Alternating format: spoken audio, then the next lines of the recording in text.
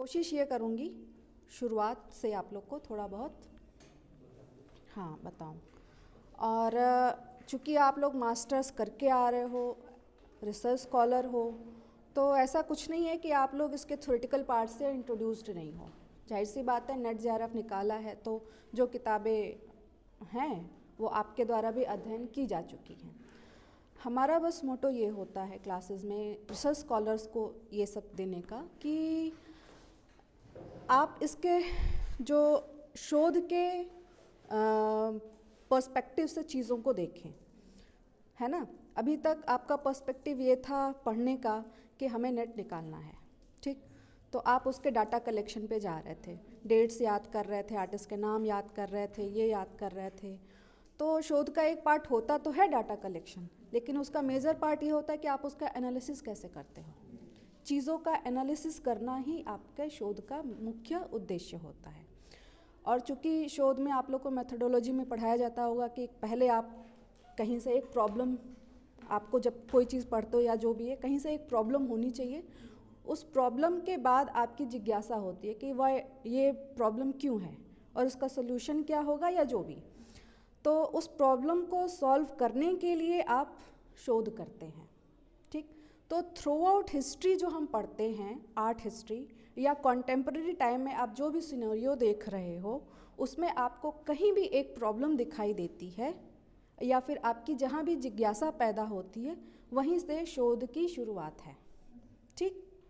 शोध की शुरुआत उसी स्थान से है, चाहे वो कोई एक व्यक्ति हो, एक आर्टिस्ट हो, चाहे आर्टिस्ट ग्रुप हो, चाहे सिटी बेस्ड कोई आर्ट हो, जैसे दिल्ली के कलाकार, उत्तर प्रदेश के कलाकार स्थान के आधार पर, या किसी टाइम पीरियड से बिलोंग करते हों कि 19वीं शताब्दी के, 19वीं सदी के, 20वीं सदी के, 18वीं सदी के। हाँ, तो इस तरीके से आप चीज़ों को देखते हैं। फिर उसके बाद आप उसका एनालिसिस करते हैं। एनालिसिस करने का ये होता है कि पहले आप उसके डाटास कलेक्ट करेंगे। शुरुआत यहाँ से होती है कि डाटा कलेक्शन करेंगे, जो हमारी प्रॉब्लम है उसके अनुसार आप फिर उसको सर्वेक्षण के माध्यम से हो, जो भी मेथोडोलॉजी आपको इस्तेमाल करनी है, चाहे साक्षात्कार के माध्यम से हो या गैलरीज आप विज़िट करो, जहाँ से भी आप कर सकते हैं। या फिर स्थान विशेष की मान लो कला ले लिया, मान लिया आपने ले लिया मथुरा की कला, ठीक। मथुरा की कला बहुत प्राचीन समय से और आज भी अपनी एक स्थान बनाए हुए और जीवित है, ठीक। राजस्थान में भी राजस्थान की कला हम लोग पूरी तरीके से पढ़ते हैं बड़े स्तर पे, लेकिन उसमें भी अभी भी बहुत सारे ऐसे सेंटर्स हैं जो कि हम लोग किताबों में वो दर्ज नहीं है। हाँ, दर्ज नहीं है, लेकिन वो अभी भी चल रहे हैं। तो हम वैसी जगहों पे जाएं, उनके लिए टॉपिक्स चूज़ करें कि उनकी कला अभी भी जीवित है, किस रूप में जीवित है, या कोई कलाकार है जो अभी भी उसी परंपरावादी शैली में काम कर रहा है, तो उसके ऊपर हम शोध करें, क्योंकि आज जीवित है कल नहीं हुआ। तो डॉक्यूमेंटेशन करना भी एक पर्पज़ होता है शोध का, कि आने वाले समय के लिए हम शोध करते हैं ताकि कोई चीज़ पूरी तरीके से ख़त्म ना हो जाए, उसका डॉक्यूमेंटेशन भी हो जाए, ठीक। तो शुरुआत हम यहाँ से करते हैं। हालांकि आप लोग पढ़े लिखे हो, छात्र हो, पीएचडी करने आए हो, लेकिन मास्टर्स कर चुके हो, तो मुझे आपको ज़्यादा कुछ नहीं पढ़ाना है, मुझे आपको थ्योरी नहीं पढ़ाना है, मुझे बस आपसे आउटपुट लेना है, आपके दिमाग में क्वेश्चन पैदा करना है और उसको फिर गाइड करना है। ये हमारा कार्य होगा जो भी। तो मैं शुरुआत यहाँ से करूँगी। सबसे पहले तो जब भी आप शोध करते हो, किसी भी विषय को लेते हो, क्षेत्र को लेते हो, कलाकार को लेते हो, तो बैकग्राउंड उसके बारे में हम जानते हैं। शुरुआत होती है संस्कृति से, ठीक। कि किसी भी मान लो हम हैं, मैं कहाँ से बिलोंग करती हूँ, मेरा कल्चर क्या रहा है, ठीक। मैं अगर भारत की हूँ तो मैं सीधे अमेरिका की कोई कला बनाना शुरू नहीं कर दूँगी, है ना। तो जाहिर सी बात है, तो आप शुरुआत वहाँ से करते हो। तो सबसे पहले मैं आप लोगों से ये जानना चाहूँगी कि संस्कृति क्या चीज़ है। व्हाट इज़ संस्कृति, संस्कृति या कल्चर जिसे हम कहते हैं।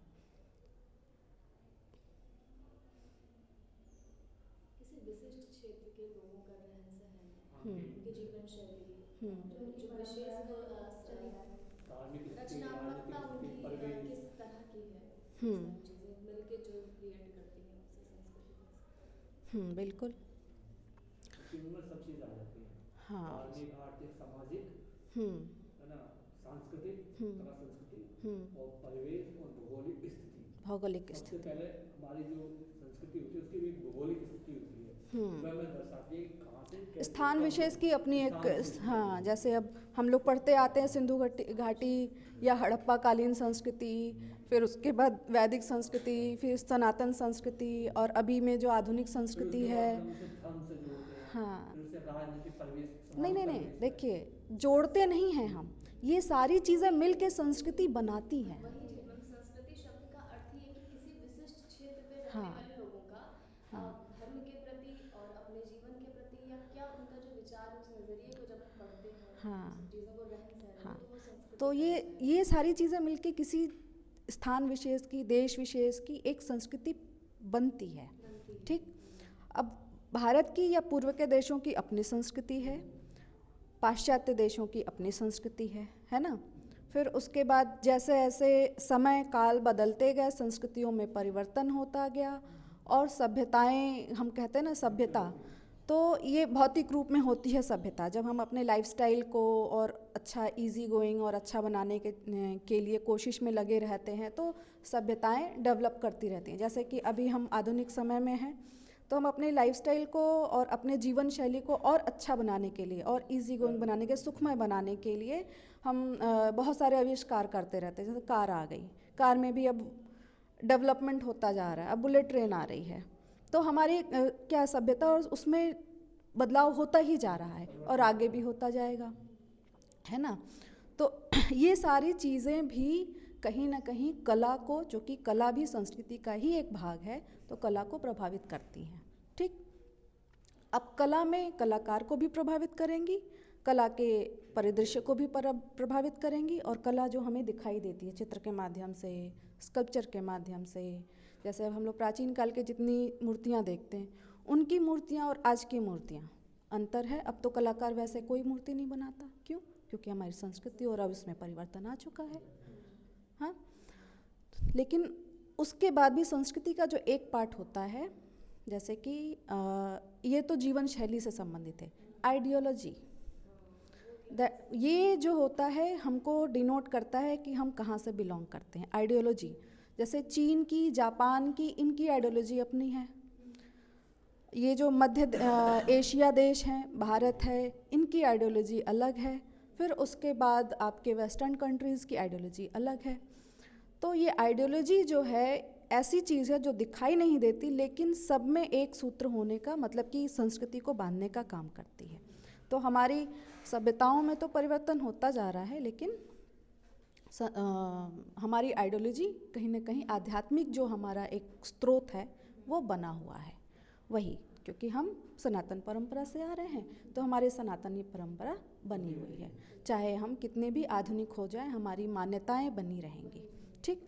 तो ये सारी चीज़ें कला में किस प्रकार से उपस्थित हैं और किस तरीके से कला को प्रभावित कर रही हैं और किस तरीके से कलाकार उसको प्रदर्शित कर रहा है, ये सारी चीज़ें हमारी उसमें इंक्लूड होती हैं। ठीक।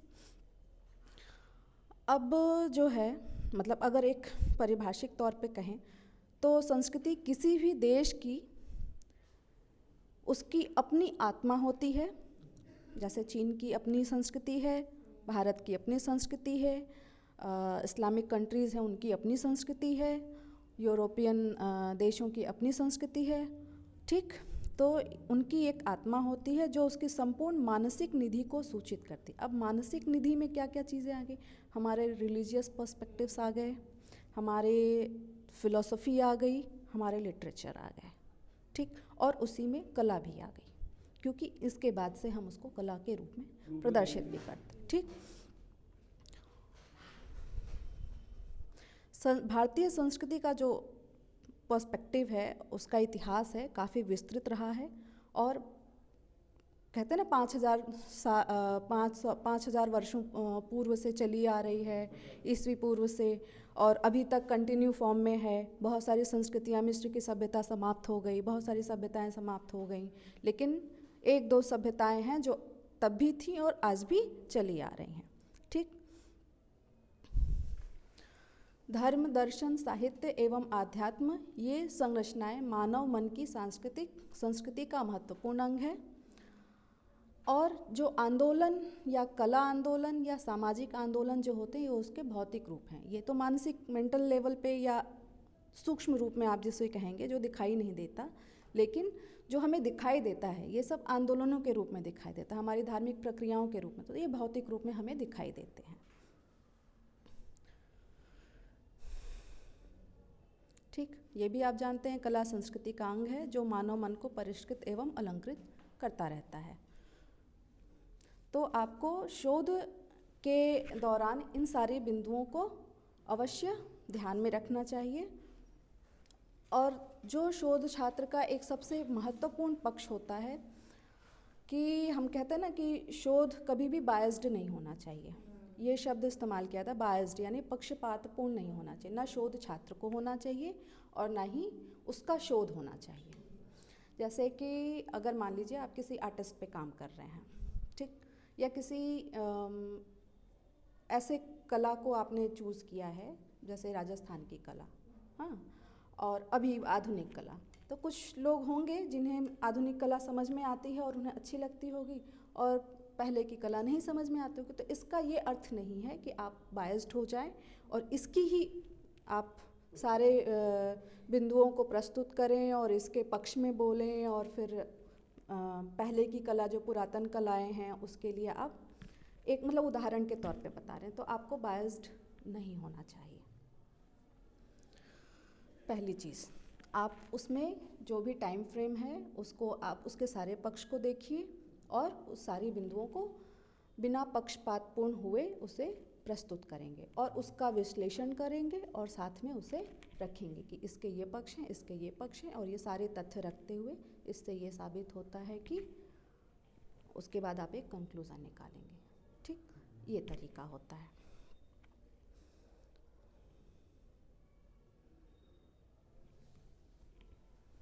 अच्छा, अब आती है बात जो स्कूल, हमने मतलब आज का टॉपिक लिया है स्कूल। ठीक, स्कूल को शैली कहेंगे, कलम भी कहते हैं।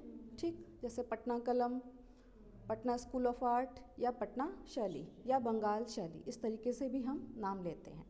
राजस्थान स्कूल ऑफ आर्ट्स, पहाड़ी स्कूल ऑफ आर्ट्स, इस तरीके से नाम लिया जाता है। तो आप ये बताइए कि किसी को हम शैली क्यों कहते हैं? शैली या स्कूल या कलम क्यों कहा जाता है? इसमें उनके काम करने का तरीका विशेष होता है और उसी विशेषता के आधार पे मतलब उसे परिभाषित करते हैं। ठीक ठीक उसी विशेषता को शैली या कलम। ठीक ठीक। आपकी, जैसे आप एक आर्टिस्ट हैं और आपकी अपनी एक शैली है, ये भी एक आर्टिस्ट है, इनकी अपनी एक शैली है, लेकिन आपकी शैली को हम स्कूल नहीं कह सकते। क्यों? नहीं, विशेषता तो है, तभी तो हम शैली कह रहे हैं कि ये आपका स्टाइल है, लेकिन हम स्कूल नहीं कहते। सामूहिक तौर पे, हाँ, उसमें सामूहिकता होती है। जब सामूहिकता आ जाती तभी हम उसे शैली कहते हैं। अब जैसे स्कूल शब्द है, स्कूल का क्या मतलब है? स्कूल होता है, वहाँ छात्र होते हैं, एक अध्यापक होते हैं, वो सभी को शिक्षा देते हैं। ठीक, तो वो एक पढ़ने पढ़ाने का एक स्थान होता है। वैसे ही अब उसी का उदाहरण ले लें, जैसे राजस्थानी स्कूल। ठीक, राजस्थान स्कूल ऑफ आर्ट, तो वो मध्यकाल की कला थी और वो लघु परंपरा में चित्र होता था। ठीक, तो एक तो उसका कॉमन कैरेक्टरिस्टिक हो गया, पूरे राजस्थान में वही चीज़ दिखाई दे रही है ना। और उसके बाद उसके अंतर्गत भी हम बहुत सारी शैलियों के नाम देखते हैं, ठीक है ना, जैसे किशनगढ़, जयपुर, बहुत सारे। ठीक, तो उनको भी स्कूल कहा गया। क्यों? क्योंकि उसी किशनगढ़ स्थान की एक अपनी विशेषता हो, यानी कि वहाँ पर एक कला गुरु हुए, बहुत सारे वहाँ पे कलाकार होंगे स्थान विशेष पे, और सबकी अपनी अपनी अलग शैली नहीं थी। हाँ, एक ही स्टाइल को सभी फॉलो करते गए, सभी आर्टिस्ट करते गए। आप जैसे कि मैं एक कला गुरु हूँ, मैं कला मतलब कि एक स्टाइल में काम करती हूँ। अब मेरे अंतर्गत जितने छात्र आते जाएंगे, जितने कलाकार आते जाएंगे, अब मैं उनको शुरू से एक ही परंपरा में सिखाती जाऊंगी, वो उसी परंपरा में काम करते जाएंगे। हालांकि उनमें थोड़ा बहुत का डिफरेंस होता है, लेकिन उसके बाद भी उसी परंपरा में काम करते जाएंगे। इसलिए हम उसको स्कूल का नाम देते हैं। ठीक, ये हो गया। फिर उसी चीज़ को, जो स्कूल शब्द है, उसको शैली भी कहते हैं और उसको रीति भी कहते हैं। एक ही रीति का अनुसरण सभी कर रहे हैं। जैसे भारतीय परंपरा में इसी के लिए, स्कूल के लिए जो शब्द इस्तेमाल किया गया है वो है रीति। ठीक, लेकिन जैसे ही विश्व के कला इतिहास में या भारत के कला इतिहास में आप परिवर्तन देखेंगे, जो पहले के स्कूल चल रहे थे, अब वो स्कूल का नाम नहीं आता है। ठीक, औद्योगिक क्रांति जो कि 18वीं शताब्दी के उत्तरार्ध और 19वीं शताब्दी के पूर्वार्ध के दौरान क्या था, के पूर्व की सभी शैलियाँ किसी समय विशेष से संबंध रखती थी।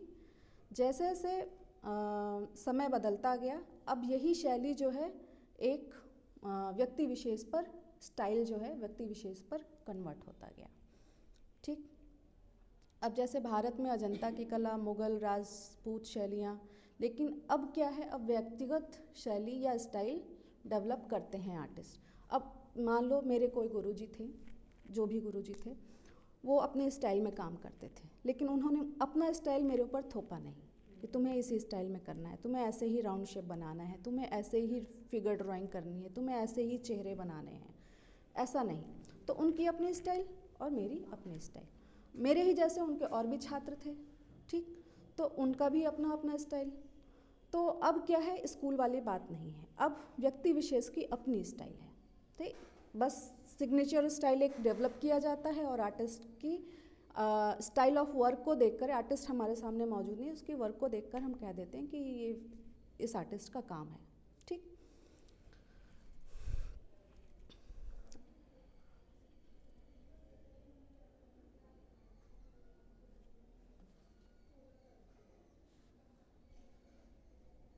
अच्छा, अब ये बताइए कि शैलियों के अलग होने का कारण क्या है? अलग अलग शैली क्यों कही जाती है किसी?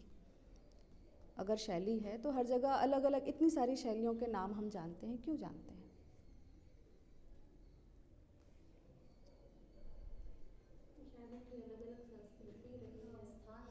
स्थान अलग है, संस्कृतियाँ अलग हैं, विषय वस्तु अलग है ना, परिवेश अलग है, परिवेश अलग है, उनकी मान्यताएं अलग है, इसलिए इतनी सारी शैलियाँ डेवलप होती गई। अब जैसे अजंता के समय की जो शैली रही, वो अब किसी के पास मौजूद नहीं, लेकिन अजंता के समय में वो शैली थी। ठीक, उसके बाद राजस्थानी शैली अपनी शैली हुई, मुगल की थी तो लघु शैली ही, लेकिन उनके अपने विषय वस्तु रहे, और राजस्थानी कला की अपनी विषय वस्तु रही, तो उसमें फिर अंतर आ गया। ठीक, फिर किसी आर्टिस्ट की अपनी स्टाइल क्यों डेवलप होती है? किस बेस पे वो अपना अलग स्टाइल डेवलप करता है? हर व्यक्ति की मनोदशा और वो अलग चयन अलग होता है विषय का, अलग होते हैं, भाव अलग होते हैं।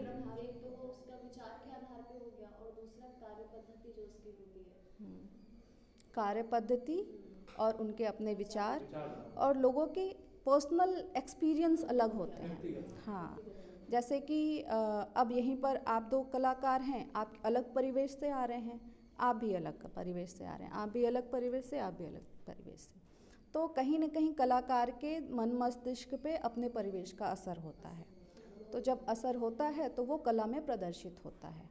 ठीक, मन भावना जैसे हाँ, स्थापित होती है, हाँ, उसके कार्य प्रणाली या तो अब उसमें क्या होता है कि कुछ कलाकार जो होते हैं अपने व्यक्तिगत अनुभवों को ज़्यादा मान्यता देते हैं, कुछ विचारधारा को मान्यता देते हैं। अब कला में भी कई विचारधाराएं आ जाती हैं, कुछ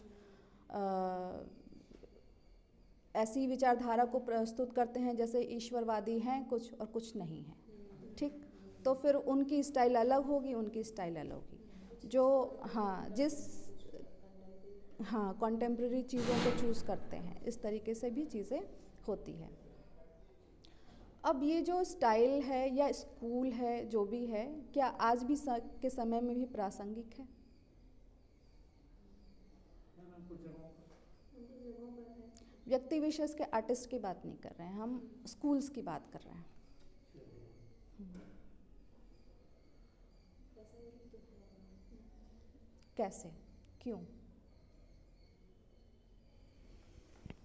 एक तो मैम कि जब हमें हिस्ट्री जाननी होती है तो ये विजुअल्स का काम करते हैं। विजुअल्स का काम करते हैं, ठीक, और गुड। एक चीज़ की है, और दूसरी चीज़ हमारे दिमाग में अगर हमें कुछ, अगर अभी हम कोई हिस्ट्री का सब्जेक्ट लेके कुछ बनाना चाहें तो हमें वही उसके तौर पे एक रेफरेंस का भी काम हाँ करता है। रेफरेंस का काम करेगा। चित्र के आधार पर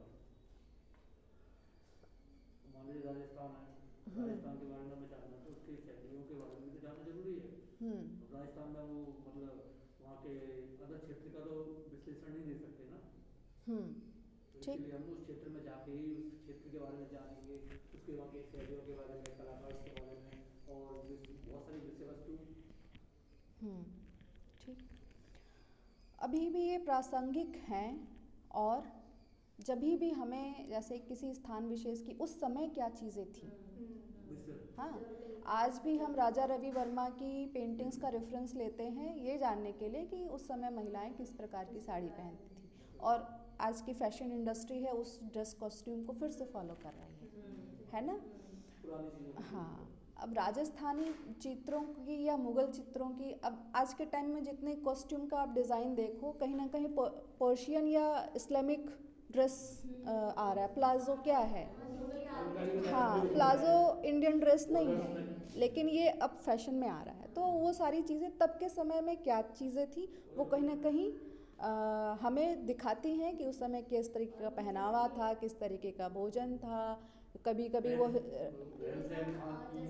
हाँ आर्किटेक्चर कैसा था, आर्किटेक्चर का डेकोरेशन कैसा होता था, सामाजिक परिवेश क्या, किस प्रकार की रीति रिवाज फॉलो किए जाते थे। तो ये सारे जो इमेजेस हैं हमारे वो रेफरेंस का काम देते हैं। मूवीज में या पद्मावत में वो जो उन्होंने आईब्रो का शेप रखा है वो उसी से लिया है। राजस्थानी शैली में वो उन्होंने धनुष जैसे भौहें बनाई है, उसका उन्होंने परिप्रेक्ष्य लेकर बना दिया।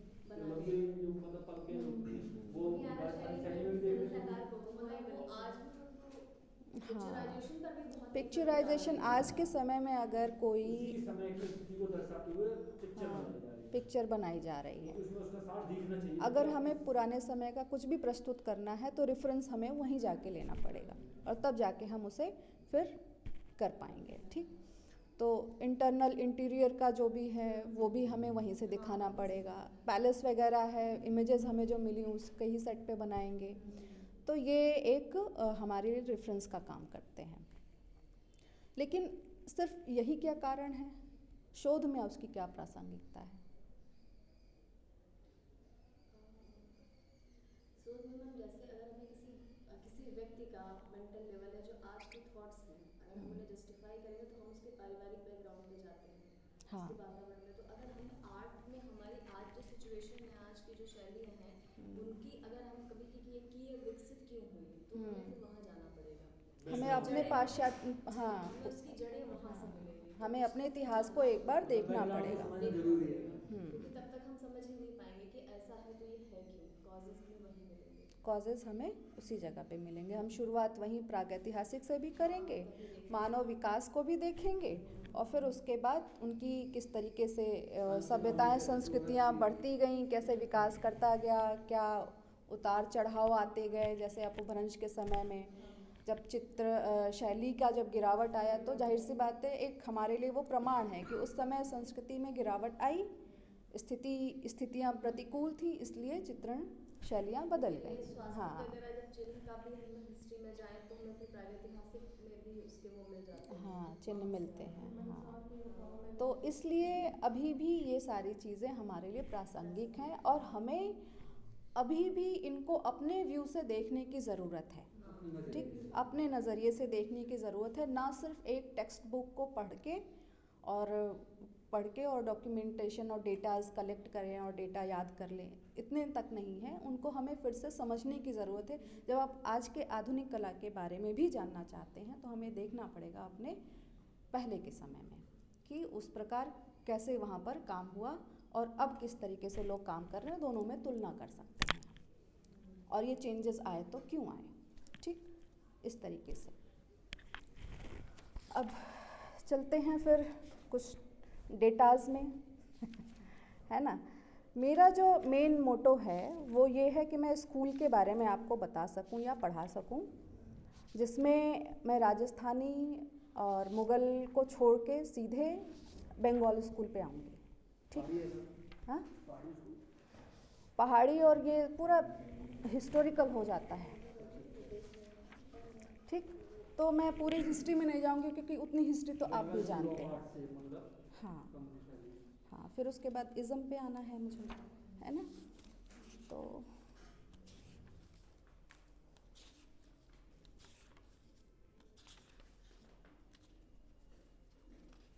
कि बंगाल स्कूल या पुनरुत्थान शैली या रेनेसा, इंडियन रेनेसा भी इसे कहते हैं। तो इंडियन रेनेसा क्यों कहा गया, या हम उसे पुनरुत्थान शैली क्यों कहते हैं या बंगाल स्कूल क्यों कहते हैं, क्या कारण है? जब ईस्ट इंडिया कंपनी भारत में आई थी तो वो लोग जो यूरोपीय प्रवृत्ति थी, उनकी कला करने की तकनीक थी, उसे हमारे कलाकारों पे, भारतीय कलाकारों पर हावी कर रहे थे उनकी से। तो इसीलिए इसे पुनरुत्थान इसीलिए कहा गया क्योंकि इस टाइम बहुत बड़ा चेंज हुआ था कि हमारे ही धर्म विषय का चयन था वो भी उन्होंने बाध्यताएं रख दी थी कि आप वही चूज करेंगे। हाँ, वही चूज। यहाँ तकनीक भी हमारी थी और विषय भी हमारा था, इसलिए इसे बंगाल में होने का बंगाल शैली के नाम से जाना गया, बंगाल में स्थापित की गई थी। जैसे जैसे विदेशी कलाकार भारत में आते गए, ठीक, अंग्रेज़ों का आगमन हुआ, उन्होंने भारत में 4 कला महाविद्यालय खोले, ठीक, 1850 से लेकर 1857 के बीच। ठीक, वहाँ पर उनकी जो एजुकेशन पॉलिसी है उसको सीधे सीधे यहाँ लागू कर दिया, बिना ये समझे कि जो भौतिक परिवेश है, जो भौगोलिक परिवेश है, वो यूरोप की अलग है, ब्रिटेन की अलग है और भारत की अलग है। ठीक, उनकी अपनी संस्कृति थी और भारत की अपनी संस्कृति थी। इन सारी चीज़ों को समझे बगैर उन्होंने सीधे सीधे अपनी ब्रिटेन की अकादमिक शैली को यहाँ पर फोर्सफुली लागू किया।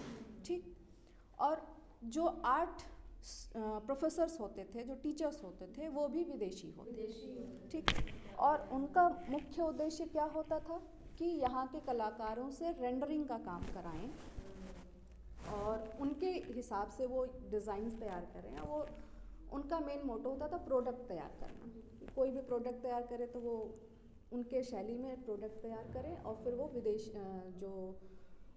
विदेशी यहाँ पर ब्रिटिश जितने अधिकारी हैं वो उनके लिए उपयोगी सिद्ध हो सके। ठीक, हाँ, सिर्फ और सिर्फ उनका मात्र इतना ही उद्देश्य होता था।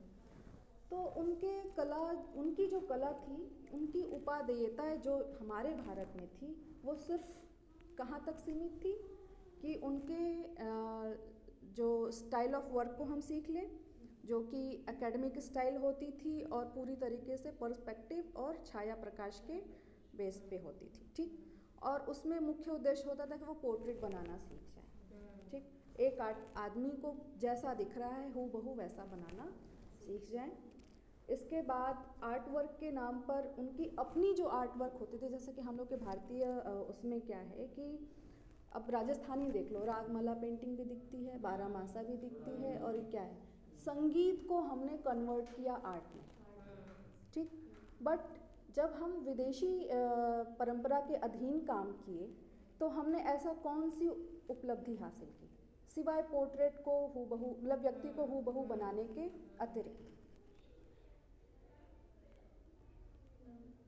हमारे देवी देवताओं को प्रॉपर रूप दिया गया। ये हम ऐसा मानते हैं कि प्रॉपर रूप दिया गया क्योंकि लोगों की उस समय मानसिकता बदल गई थी। उनका उद्देश्य भी यही था कि यहाँ की संस्कृति को और यहाँ के लोगों को इस तरह से हम टीच करें कि ये अपनी जो भारतीय परंपरा और संस्कृति, उसके लिए उनके मन में हीन भावना पैदा हो जाए। ठीक, तो जब उनके मन में हीन भावना होगी तो उनकी जो कुछ भी है, यानी हमारे जितने मूर्ति शिल्प हैं, हमारे जो स्टाइल ऑफ पेंटिंग्स हैं, जो हमारे जो कल्चर्स हैं, जो हमारे रीति रिवाज है, उनको लेके हमारे मन में जब हीन भावना होगी तो हमें उनकी हर चीज़ बेहतर लगेगी। और इसी तरीके से ये हुआ, जब आर्टिस्ट पोर्ट्रेट बनाते थे तो हम उसे बेहतर कहते थे, बजाय यहाँ के आर्टिस्ट को जो कि हमें दिख रहा है 3D, लेकिन हम उसे 2D में ड्रॉ कर रहे हैं, कैरेक्टर को स्केच कर रहे हैं। महात्मा बुद्ध के जैसी मूर्ति वेस्टर्न में नहीं बनी, ठीक। वो भी बनाते हैं, काम उनका भी अच्छा है, किसी की बुराई नहीं की जाती है यहाँ, लेकिन ये होना कि वही बेहतर है और हम बेहतर नहीं हैं। इसमें प्रश्न एक ये उठता है कि जब हम लोग हिस्ट्री ऑफ वर्ल्ड आर्ट पढ़ते हैं, ठीक, अब वर्तमान में कौन सी किताबें इस विषय पर पब्लिश हुई हैं मुझे नहीं मालूम, लेकिन इससे पहले तक जब मैं स्टूडेंट थी और मेरे सर के पास जो किताब थी, तो उसमें जब हिस्ट्री ऑफ वर्ल्ड आर्ट में इंडियन आर्ट का कोई सेक्शन ही नहीं था। शुरुआत वो मिस्र से करते हैं और थोड़ा बहुत चाइना के बारे में और जापानीज़ आर्ट के बारे में दे देते हैं, और मतलब वो लास्ट का 2 पन्ने का चैप्टर उनका होता है, बाकी पूरा वो यूरोपियन आर्ट को कंसंट्रेट करते हैं। तो हिस्ट्री ऑफ वर्ल्ड आर्ट जब आप कह रहे हो तो उस वर्ल्ड में क्या भारतीय सभ्यता नहीं आती है? ठीक, बड़ा क्षेत्र है। तो चूँकि औपनिवेशिक देश रह चुका है भारत, इसलिए वो उनके पद्धति के अनुसार, उनके अंतर्गत जो यहाँ पर आर्ट हुए उसे तो कंसिडर करते हैं, उससे पहले वालों को कम कंसिडर करते हैं, और वो उसे रिप्रेजेंट ही नहीं करना चाहते, इसलिए वो उस चीज़ को स्किप किए। ये एक मुझे कारण समझ में आता है मेरे नज़रिया से, ठीक। तो अब ये है कि जब वेस्टर्न आर्ट यहाँ पर थोप दिया गया, यहाँ के कलाकारों को वही चीज़ सिखाई जाने लगी, परंपरावादी जितने कलाकार थे वो प्रश्रय के अभाव में उस प्रोफेशन को ही छोड़ते गए, तो फिर कला ख़त्म। और उसके बाद यहाँ के कलाकार जो थोड़ी बहुत कला के आधार पे अपनी जीविका चला रहे थे, वो वेस्टर्न आर्ट को फॉलो करने लगे, तो ना वो पूरी तरीके से वेस्टर्न आर्टिस्ट रह गए, ना वो इंडियन रह गए, ठीक। वो उनकी टेक्निक को तो फॉलो करते थे, लेकिन अपनी विचारधारा प्रस्तुत नहीं कर पाते थे। और राजा रवि वर्मा का नाम आता है तो उन्होंने भी सिर्फ और सिर्फ मात्र विषय को ही चुना, भारतीय देवी देवता पौराणिक कथा है, हाँ, लेकिन टेक्निक तो पूरी विदेशी थी।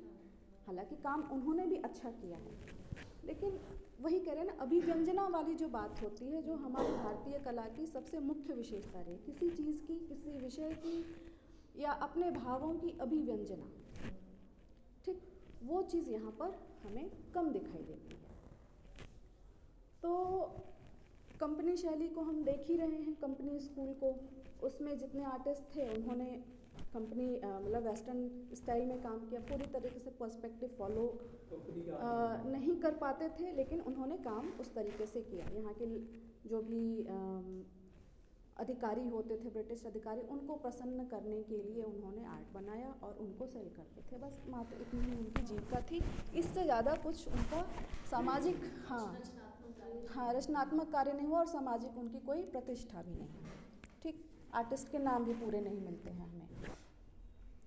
फिर उसके बाद आता है कि एक मूवमेंट, चूँकि स्वतंत्रता आंदोलन उस समय चल रहा था भारत में, स्वतंत्रता आंदोलन के अंतर्गत राष्ट्रवाद की भी भावना जागृत हुई, जिसमें भारतीयता, भारतीय परंपराओं को फिर से स्थापित करने की बात हुई।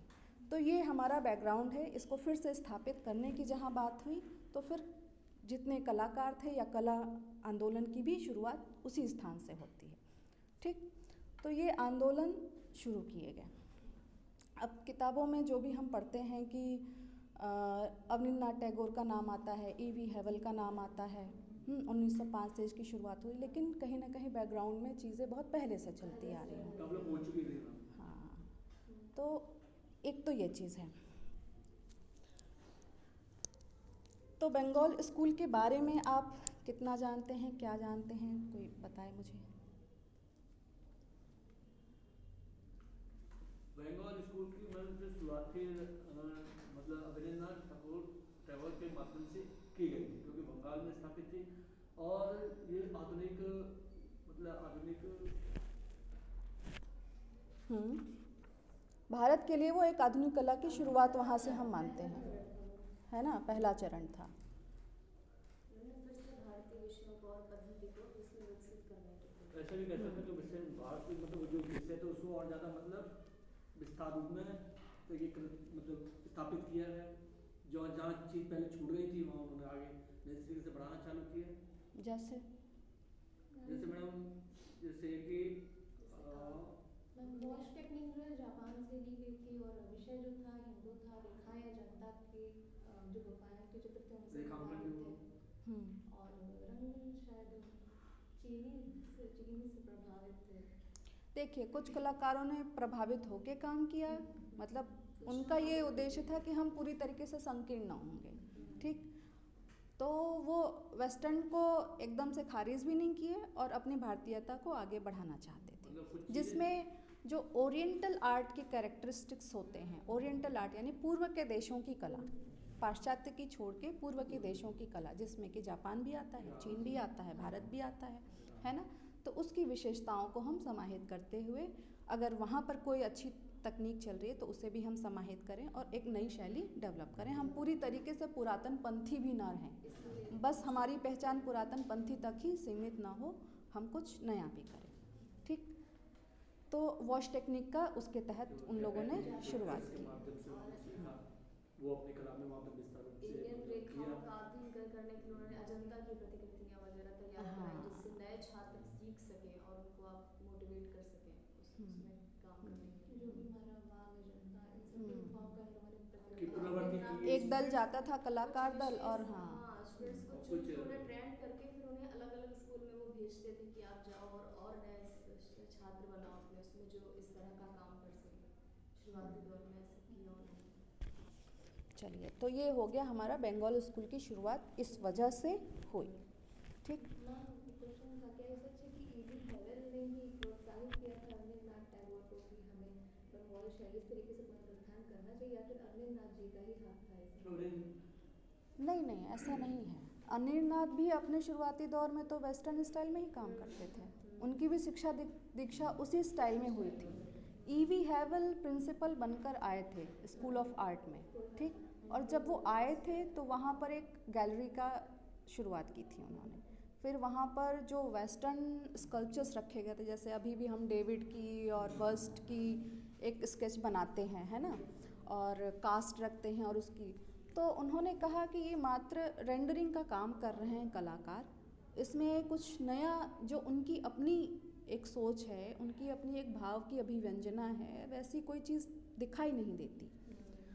जैसे ईवी हैवल, आनंद कुमार स्वामी, इसमें काफ़ी लीड रोल उन्होंने प्ले किया।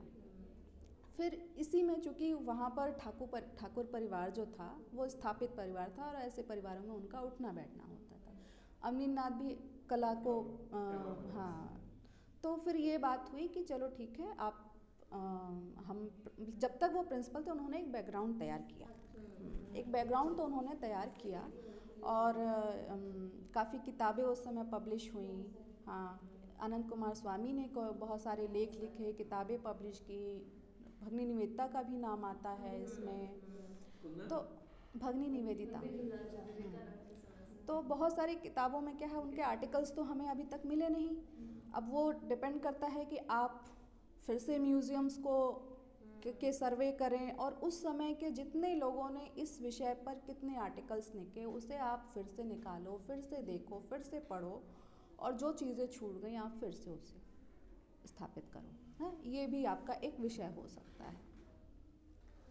तो ईवी हैवल ने जब तक वहाँ पर प्रधानाचार्य रहे कलकत्ता स्कूल ऑफ आर्ट के, तो वहाँ पर उन्होंने कला दीर्घा की स्थापना की। इंडियन जो आर्ट है, जैसे अजंता के, राजस्थानी, मुग़ल के ये जो मिनिएचर आर्ट हैं, इनकी प्रतिलिपि जो भी कॉपीज़ हैं वो लाकर दिया आर्ट स्कूल को कि भाई ये भी देखने की और अध्ययन करने की चीज़ है, ये जो कि आपकी पुरानी कला है और ये काफ़ी स्थापित कला है।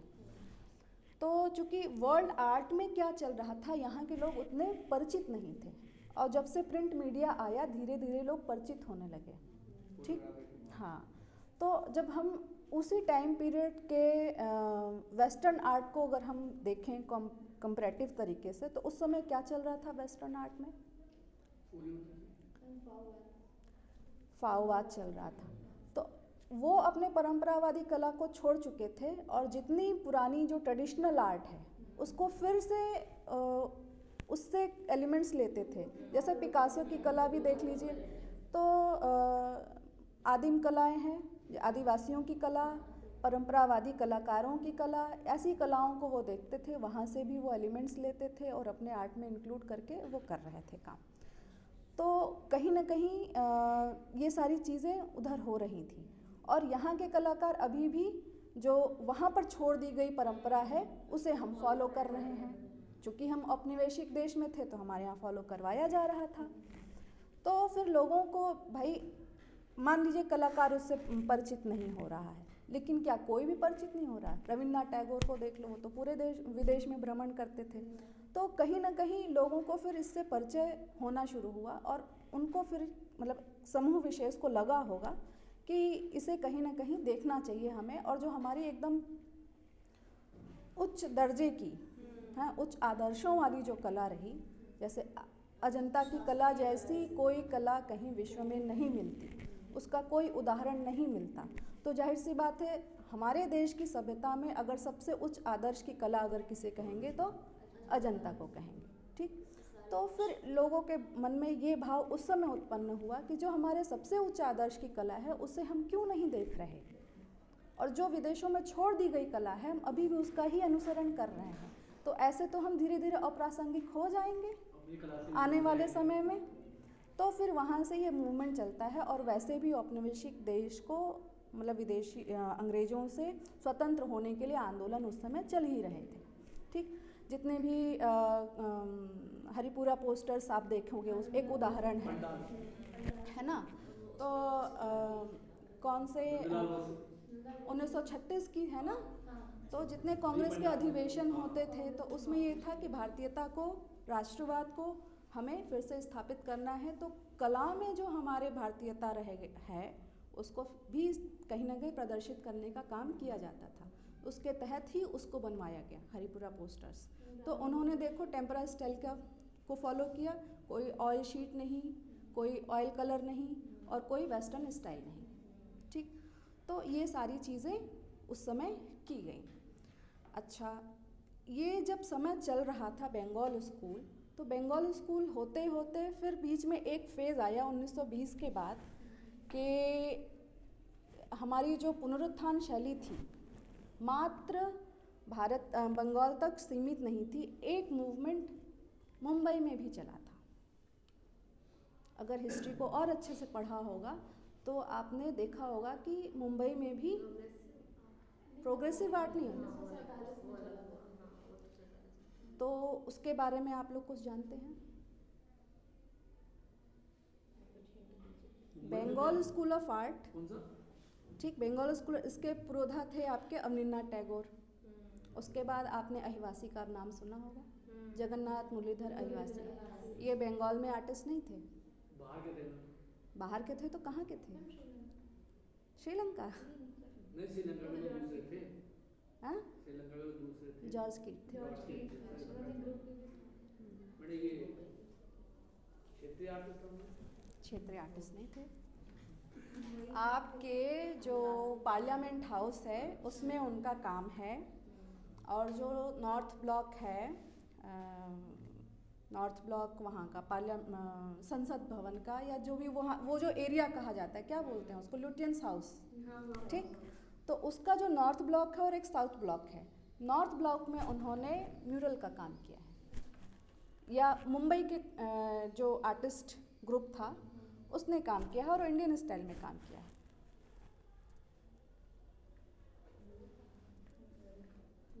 जिसको जैसे बंगाल रिवाइवल ये था, उसको मुंबई रिवाइवल कहा गया।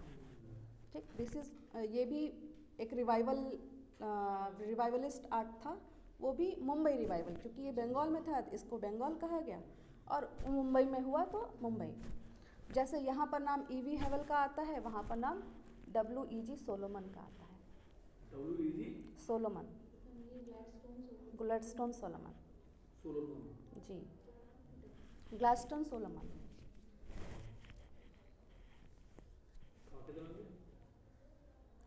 ये जेजे स्कूल ऑफ आर्ट्स में प्रिंसिपल थे।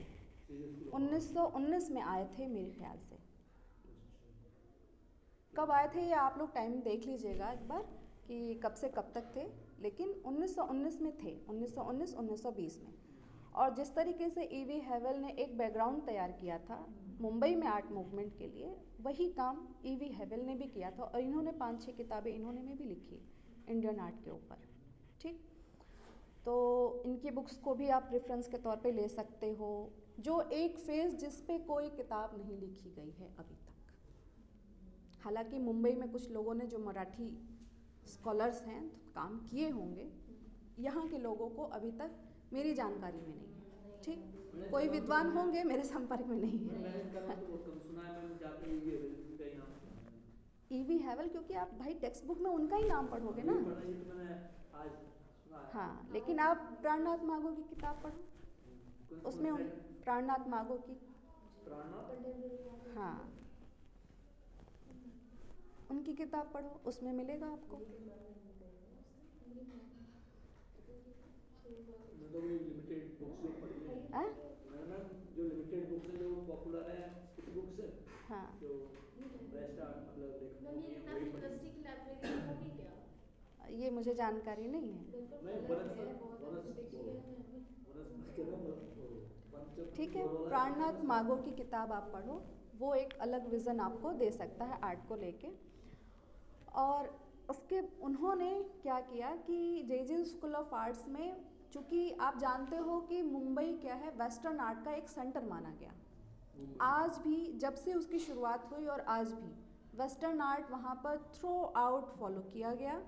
एक बार ये मूवमेंट चला, लेकिन वेस्टर्न आर्ट की जो एकेडमिक स्टाइल का जो वर्क है उसको कहीं ना कहीं ख़त्म नहीं किया गया। क्यों? क्योंकि वो व्यापार का एक बहुत बड़ा केंद्र था। बहुत लोग जो हैं वेस्टर्न स्टाइल में पोर्ट्रेट बनवाने के शौकीन हमारे देश में, जब से अंग्रेज आ गए, जितने राजा राजवाड़ा थे उन्होंने वेस्टर्न स्टाइल में अपने पोर्ट्रेट बनवाने का ही शौक़ रखा। और व्यापारिक केंद्र होने की वजह से एक एकेडमिक स्टाइल जो है वो कभी वहाँ पर ख़त्म नहीं हुआ। आज भी है एकेडमिक स्टाइल के जो वर्क है वहाँ के। अकबर के समय में तो पोर्ट्रेट चित्र बने हैं। कहाँ पर?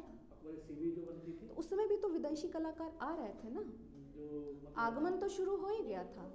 पोर्ट्रेट जरूर बनते थे पर उनकी टेक्निक अलग होती थी ना। और मोस्टली और यहाँ पे टेक्निक्स में थोड़ा सा अंतर आया है मैडम आधुनिक समय में। हाँ, उस समय ऑयल पेंट नहीं, आप एग्जैक्टली क्या कहना चाहते हो ये मैं नहीं समझ पाई। मैडम मैं ये कहना चाह रहा हूँ, जैसे आप बताएं, शांत हो जाओ। आप ये कहना चाह रही हैं कि मतलब उस समय मतलब आया प्रभाव आया, तो उससे पहले जो अकबर था, अकबर के समय पे मतलब बेजाज जो थे, बाबर के समय अकबर, बेजाज तो ईरानी शैली थे, लेकिन उनके मतलब पोर्ट्रेट यहाँ पे देखने को भी तो मिले सीवी के लिए प्रसिद्ध जो अकबर के समय की। तो आप किस स्टाइल में पोर्ट्रेट की बात कर रहे हो? Self portrait. सेल्फ पोर्ट्रेट, लेकिन क्या इंडियन स्टाइल में या फिर वेस्टर्न स्टाइल में, एकेडमिक स्टाइल में?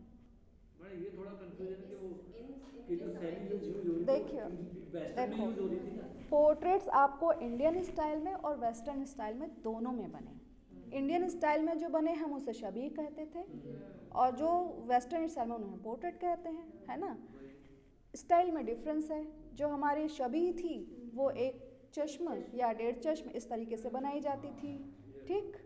और जो वेस्टर्न स्टाइल में, एकेडमिक स्टाइल में है, तो आप जिस पोज में बैठे हो, जैसे बैठे हो, पूरे एंगल कैच किए जाएंगे, है ना। ठीक, क्लियर हो गया आपको? तो मैं कहाँ पर थी? हाँ, बंगाल रिवाइवल की बात कर रहे थे। E.V. हैवेल, जिस तरीके से E.V. हैवेल का नाम सुनते हैं, वैसे ही बॉम्बे में ग्लैडस्टोन सोलोमन का आगमन हुआ और उन्होंने जे स्कूल ऑफ आर्ट्स में एक इंडियन डिज़ाइन सेक्शन की शुरुआत की। और 1930 और 31 के दौरान जगन्नाथ मुरलीधर अहिवासी, J.M. अहिवासी को वहाँ पर एज अ ट्यूटर अपॉइंट किया। ये पूरी कार्यक्रम, ये पूरी प्रक्रिया उनके संरक्षण में हुई, जैसे कि E.V. हैवेल के संरक्षण में अवनींद्रनाथ टैगोर को वहाँ पर अपॉइंट किया गया, ठीक। तो चूँकि जो जगन्नाथ मुरलीधर अहिवासी थे वो उसी स्थान से पढ़े थे, जे स्कूल ऑफ आर्ट्स से ही, तो उनकी एजुकेशन थ्रू आउट वेस्टर्न और एकेडमिक स्टाइल में हुई। वो भी पोर्ट्रेट बनाते थे, फुल फिगर स्टडी वगैरह वगैरह जो भी चीज़ें थी, लेकिन कहीं ना कहीं भारतीय और यहाँ की भारतीय परंपरा में रमे होने की वजह से वो उसकी स्टाइल को सिर्फ और सिर्फ सीखने के तहत तो किए, लेकिन उसमें आर्ट वर्क नहीं तैयार किया उन्होंने। ठीक, वो इंडियन स्टाइल में वर्क करना जानते थे। ये जो स्कूल ऑफ आर्ट्स में उसको सीखा नहीं उन्होंने। और हाँ, उससे पहले भी कुछ वहाँ पर एक दो आर्टिस्ट थे, उनके नाम आते मेरे रिसर्च में, उनका नाम है, चूँकि हम खुद ही अपना रिसर्च 5-6 साल हो गए कभी उठा के नहीं देखा हमने, तो एक दो आर्टिस्ट के नाम आते हैं जो कि बंगाल स्टाइल में काम करते थे वहाँ, लेकिन वो वहाँ पढ़ाने का काम नहीं करते थे। ठीक, नाम नहीं याद है मुझे अभी। ठीक, तो 1931 से या 30 में जब जेमे अहिवासी वहाँ पर अपॉइंट हुए, तो उनके अंतर्गत उस समय BA first year second year जो भी बीएफए के स्टूडेंट्स हो, तो उनके अंतर्गत पढ़ के जाते। इवन की एस रजा की जो अपनी पुस्तक ऑटोबायोग्राफी वाली एक पुस्तक उन्होंने पब्लिश हुई है, लाइफ ऑफ रजा या ऐसे करके जो भी है, तो उसमें उन्होंने इस चीज़ को कोट भी किया है कि जो जेएम अहिवासी थे, हालांकि इन लोगों ने आगे चल के अपने स्टाइल में वर्क किया, लेकिन बैकग्राउंड में अहिवासी कहीं ना कहीं काम कर रहे थे।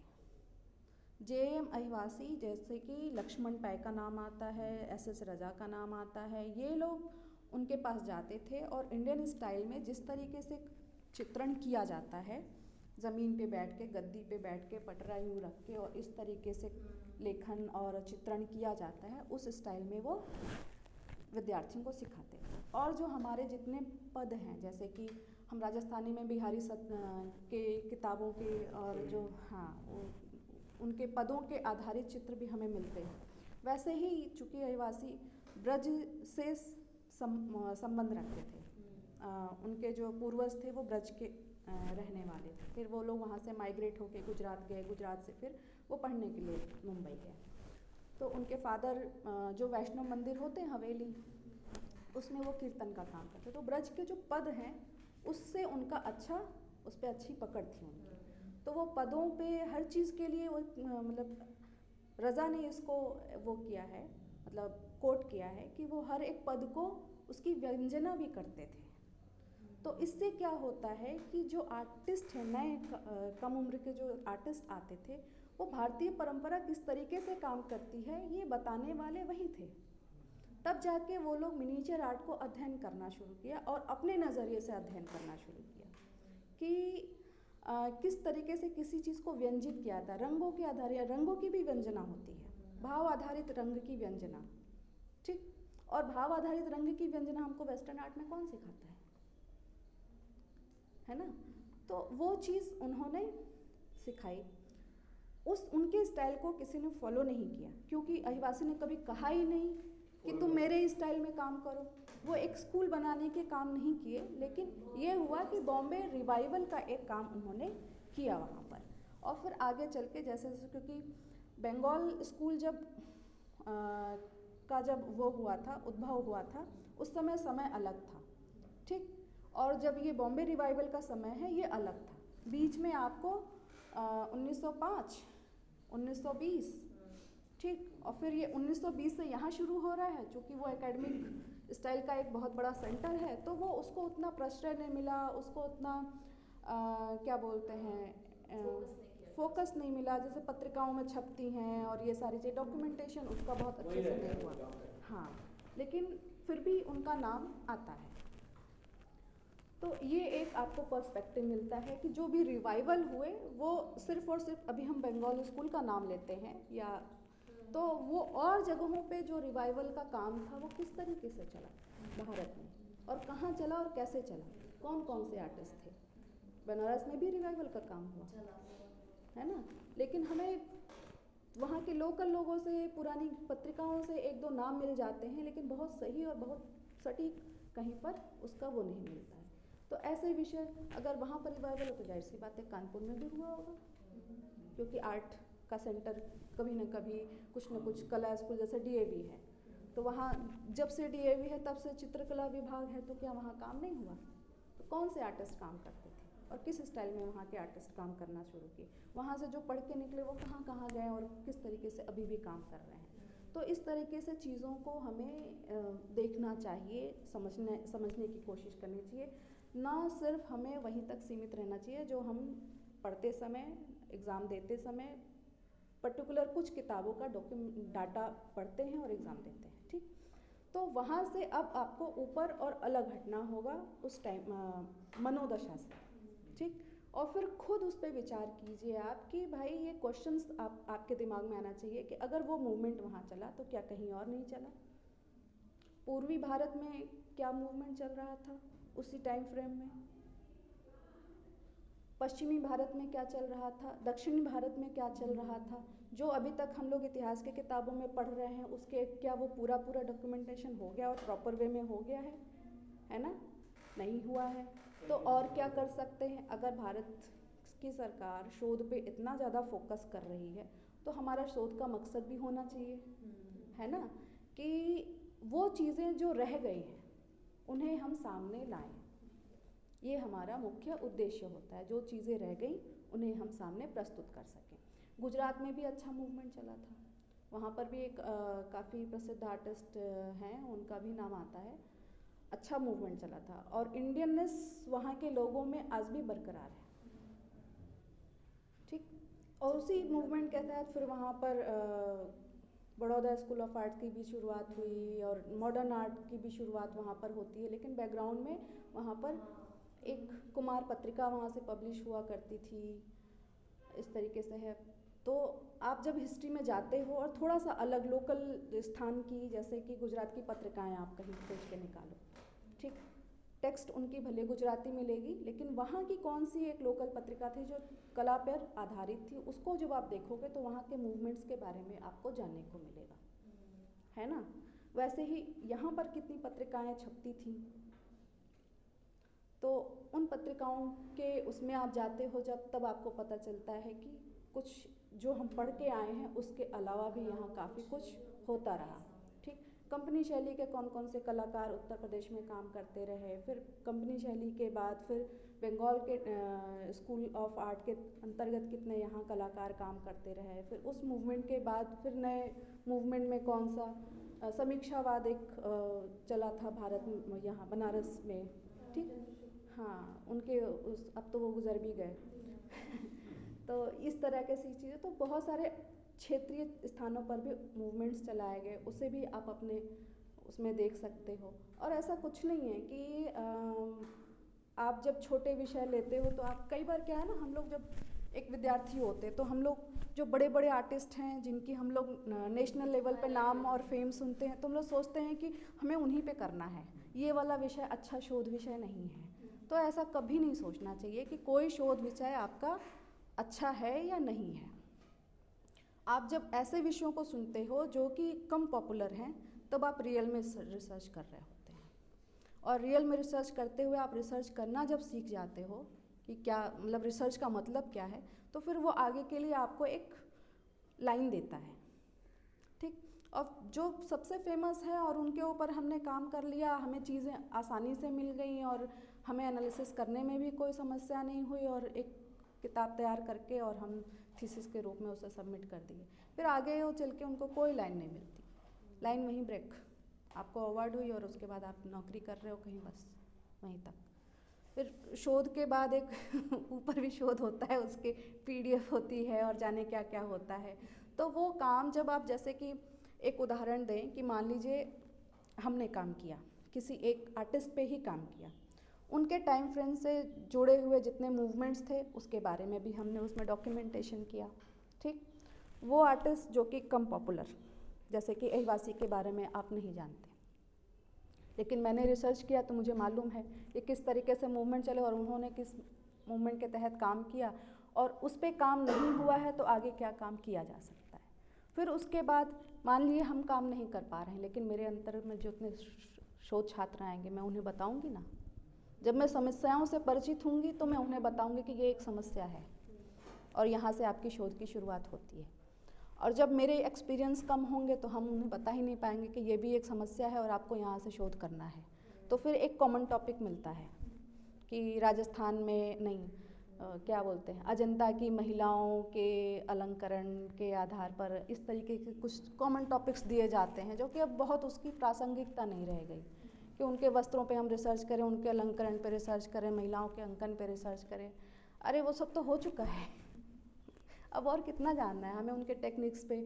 हाँ, अगर उस पर करना भी है तो अब ये होता है कि आप साइंटिफिक रिसर्च कर सकते हो कि वहाँ के एक एग्जाम्पल को ले जाओ, लेबोरेटरी में रखो और उसके बाद आप रिसर्च करके निकालो कि इसका कार्बन डेटा क्या है और उसमें क्या केमिकल्स इस्तेमाल हुए, किन किन चीज़ों का इस्तेमाल। तो वो एक चीज़ बची रह गई है हमारे पूरे थ्रू आउट इंडियन आर्ट में। अब किया जा रहा है, लोगों का पर्सपेक्टिव चेंज हो रहा है, लेकिन वो चीज़ बची हुई है। बाकी जो ऊपर जो थ्योरेटिकल चीज़ें हैं वो तो हो भी चुकी हैं और उसे हम जान भी चुके हैं, अब उसी पे दोबारा करने का कोई अर्थ नहीं होता है। ये मेरा एक उद्देश्य है कि आप लोग इसको भी ध्यान में रखो, ठीक। फिर बंगाल स्कूल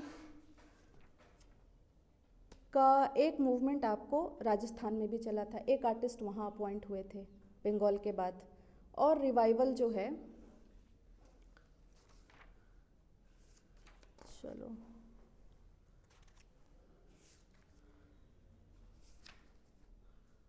अच्छा, बंगाल स्कूल के अंतर्गत भी कई आर्टिस्ट थे जो कि वॉश टेक्निक पे काम किए, उनका अपना एक टेक्निक रहा। और कुछ आर्टिस्ट थे जो वॉश टेक्निक को छोड़ के सिर्फ और सिर्फ इंडियन टेक्निक जो है, जैसे कि टेम्परा टेक्निक, उसी पे काम किया। वो कौन कौन से आर्टिस्ट हैं? जामिनी राय, असित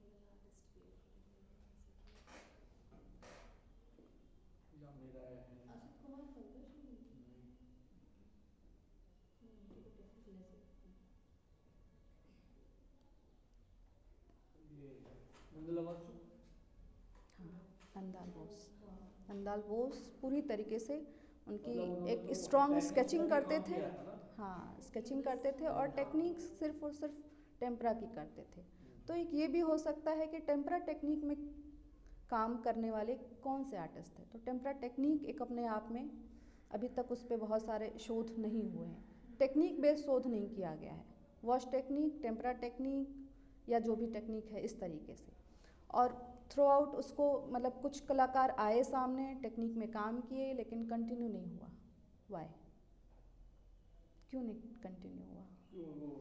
उनके क्षेत्र अलग अलग मतलब और अन्य क्षेत्रों में पहुंचते चले गए, तो वो टेम्परा विधि को वहीं रोक दिया हमने। अलग अलग क्षेत्रों में तो जहाँ गए वहाँ भी टेम्परा कर सकते हैं,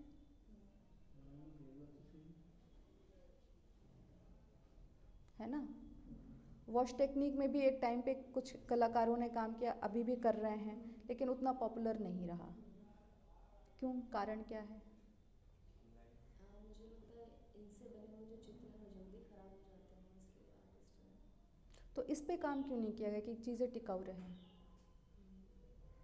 वो सरल चीज़ें बस अवेलेबल थी ना उनको, और भी कुछ नहीं थे। वहीं से आधुनिकता की दौर शुरू हो गई। सब इसी वे चूज कर रहे थे सब, और जो आधुनिकता की दौर शुरू हो गई, पैग की स्थापना हुई, पैग के जो आर्टिस्ट थे जिसमें कि सूजा और कुछ जो आर्टिस्ट थे वो सीधे सीधे मतलब एक होता है आंदोलन के तहत उन्होंने कहा कि ये सारी जो चीज़ें आप हमें सिखा रहे हो, पढ़ा रहे हो, दैट इज़ यूजलेस, हमें वही करना है जो हमें अच्छा लगता है। अभी हमें मेरा किसी से झगड़ा होके आया और मैं अभी से मैं बहुत तैश में हूँ, मैं तुरंत अभिव्यक्ति कैनवस पे दूंगा, ठीक, लेकिन भारतीय परंपरा में ये चीज़ है नहीं है। तो ये सारी चीज़ें अब सीधे समय में लोगों के सोचने के तरीके में धीरे धीरे बदलाव होता गया और लोग उसको फॉलो करते गए। फिर जो नए कलाकार आते गए, चूँकि दिल्ली एक सेंटर तैयार हो रहा था और यहाँ बहुत सारी संस्थाएं स्थापित की जा रही थी धीरे धीरे, तो एग्जीबिशंस पहले नहीं हुआ करती थी ऐसी कुछ। बंगाल स्कूल जब तक चला है ऐसे कोई बड़ी एग्जीबिशन हॉल और ये सब चीज़ें नहीं होती थी, और बहुत पत्रिकाओं में नहीं छपा करती थी, उसके न्यूज़पेपर न्यूज़ कवरेज उतनी नहीं होती थी। लेकिन फिर धीरे धीरे जैसे गवर्नमेंट स्थापित हुई भारत की, उन्होंने अकेडमीज़ जैसे ललित कला अकेडमी है, आईफेक्स है, ये सब चीज़ें वहाँ पर स्थापित जब हुई तो कलाकार वहाँ एग्जीबिशन करने लगे, उनकी न्यूज़ कवरेज होने लगी, ठीक, मीडिया कवरेज होने लगी, पत्रिकाओं में छपने लगा। तो फिर लोग अब उससे ज़्यादा प्रभावित, जहाँ पर ज़्यादा नाम और फेम मिलता है लोग उधर की तरफ ज़्यादा दौड़ते हैं, तो परंपरा वाली चीज़ें हमारे पीछे छूटनी शुरू हो गई। विज्ञापन का इसमें बड़ा हाथ रहता है कि आप इसके ज़्यादा कह पाए प्रचार वगैरह में। तो ये एक यहाँ पर बदलाव होने का कारण शुरू हो जाता है।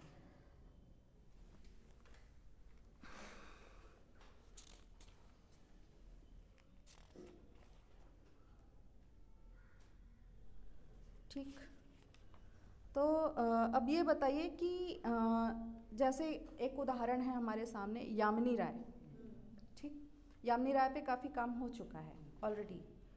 उनके जैसे कई आर्टिस्ट और भी आए इंडियन हिस्ट्री में, इंडियन आर्ट हिस्ट्री में। तो इंडियननेस या फिर फोक टेक्निक पे लेके किस तरीके से लोगों ने काम किया, किसके किसके नाम आप जानते हैं?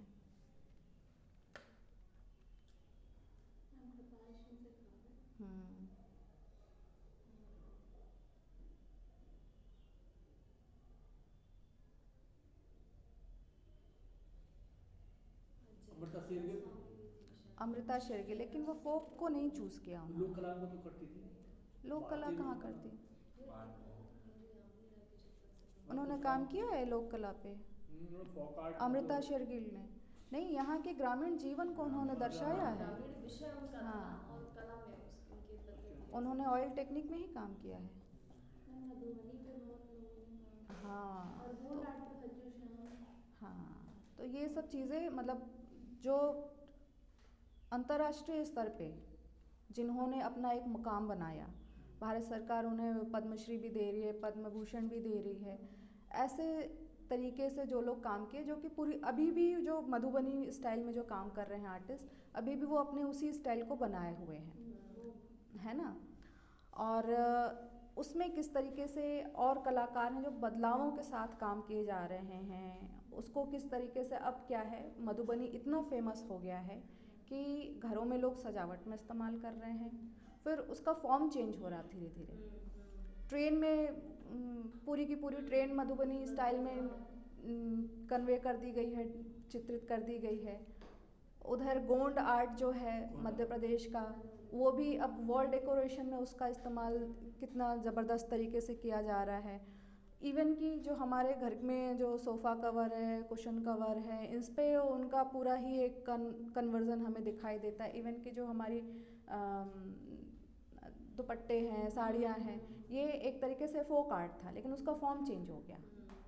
तो किस तरीके से आर्ट अपना फॉर्म चेंज कर रहा है, ट्रेडिशनल को हम कैसे अपने मॉडर्न में कन्वर्ट कर रहे हैं, उसी फॉर्म में वो फॉर्म बनाते हुए कैसे कन्वर्ट कर रहे हैं, और कौन से आर्टिस्ट जो इनसे एलिमेंट लेते हुए आज भी आज को अपने को आधुनिक कलाकार के दर्जे में काम कर रहे हैं, परंपरावादी छोड़ के आधुनिक कह रहे हैं खुद को, ठीक, और काम कर रहे हैं। ये सारी चीज़ें, ये भी आपके लिए एक विषय हो सकता है।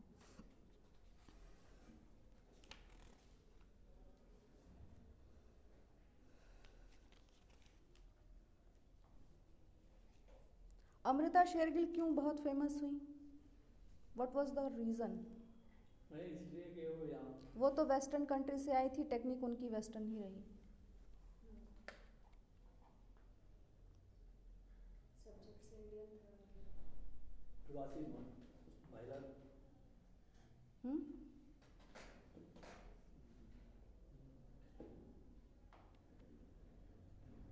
प्रवासी भारतीय थे उनके माता पिता, इसीलिए यहाँ के जो कल्चर था वो उनको ज़्यादा प्रभावित करने लगा। देखो, कोई भी आर्टिस्ट होता है, जब वो आर्टिस्ट के तौर पे खुद को स्थापित करना चाह रहा है, तो अपने एक्सप्रेशन के लिए कोई एक टॉपिक चूज़ करना चाहता है, ठीक, कि हम किस चीज़ को डिपिक्ट करना चाह रहे हैं, किस पे एक्सप्रेशन देना चाह रहे हैं। कुछ लोग किसी विषय को चूज़ करते हैं। जब वो वहाँ से भारत आई तो उनको ये लगा कि यहाँ तो विषय की कमी ही नहीं है, मेरे अनुसार तो विषय ही रखे हुए हैं यहाँ। तो फिर उन्होंने यहीं पर अपना कार्यक्षेत्र चूज़ किया, और यहाँ के जो ग्रामीण जीवन है, आसपास के जो लाइफस्टाइल है, उसको डिपिक्ट करना शुरू किया। चूँकि वो हाई क्लास से बिलोंग करते थे, हाई क्लास को कहीं भी नहीं चित्रित किया है, उनके चित्र में कहीं नहीं दिखाई देता है कि कोई पार्टी हो रही है और वाइन की वो हो रही है, जबकि बिलोंग वो वैसे ही क्लास से करती थी। उन्होंने ग्रामीण जीवन को चूज़ किया। तो ये भी एक विषय है कि कोई कलाकार अपने बैकग्राउंड से बिल्कुल हटके अलग विषय क्यों चूज़ करता है।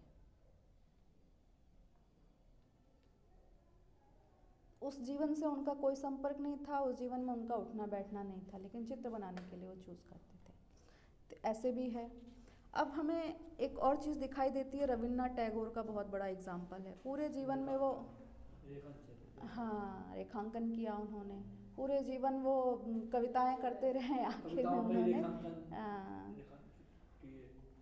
रेखांकन किया उन्होंने। महादेवी वर्मा जो राइटर हैं, इन्होंने भी बहुत रेखा चित्र किए। इनके ऊपर कोई रिसर्च नहीं है हमारी समझ से।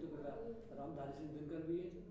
हाँ, जो बहुत ऐसे लोग हैं जो साहित्य के क्षेत्र से हैं और अपना एक स्थान रखते हैं, उन्होंने भी अभिव्यक्ति के लिए हाँ एक जो होता है पर्सनल स्पेस होता है, उसमें वो चित्रण किया करते थे। वो भी एक मतलब कि छूटा हुआ एक सेक्शन है देखा जाए तो। महादेवी वर्मा हो गए, अभी आपने एक और हाँ उनका नाम लिया। एक हमारे घर के पास में एक राइटर है, वो थे एक्सपायर हो गए, सब्यसाची।